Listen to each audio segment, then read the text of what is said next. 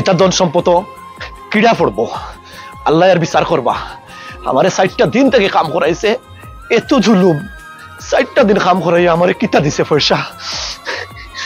আল্লাহ এর বিচার করবা কিতা বেটা তোরা দেখি মামরা হুরুতা লাগালে খান্দস আর অভিশাপ দেশ কি তো হইছে ভাই সাহেব আপনি সিলেটি মানুষ আপনি বুঝবা আমরার মাঝে এই জুলুমগুলা এগুলা বড় অন্যায়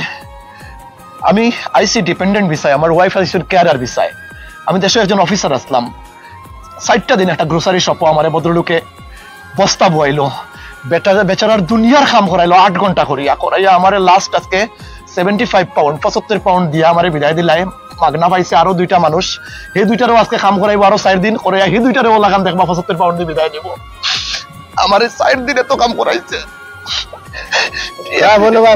কান্দিস না রে বাবা অভিশাপ মুক্তি দেওয়া লাগে না মুয়া চাললেও এটা অভিশাপ হয়ে যায় বুঝছো যা কান্দিস না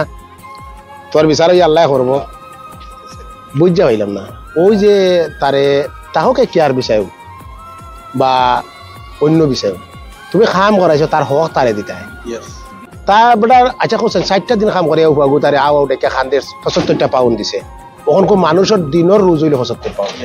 ওই যে একটা অবিচার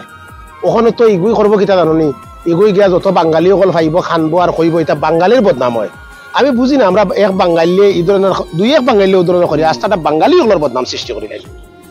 একজনে কাজ করছে রে বাবা এটা তার হকটা দিয়া তুই বিদায় করে দে তোর তো ভালো লাগে না বিদায় করে দে তার অন্য কাম দেখো কিন্তু তার হক মারিয়া খাইয়া ও যে আও ডাকে খান দে আরো 10 জনটা কইব আমরা বদনাম আমরা বুঝি না রে বাঙালি অকল খেনে জেনে এই ধরনের কার্যকলাপে লিপ্ত আমি মানুষের অনুরোধ করবো যে এই ধরনের মজবুর মানুষের লগে অন্যায় অত্যাচার না করিয়া যদিন তারে ভালো লাগে না তার হক তারে দিয়া তার প্রাপ্যটা তারে দিয়া বিদায় করে দাও কোনো অসুবিধা নাই কিন্তু তার হকটা মারিয়া খাইও না ভালো লাগে না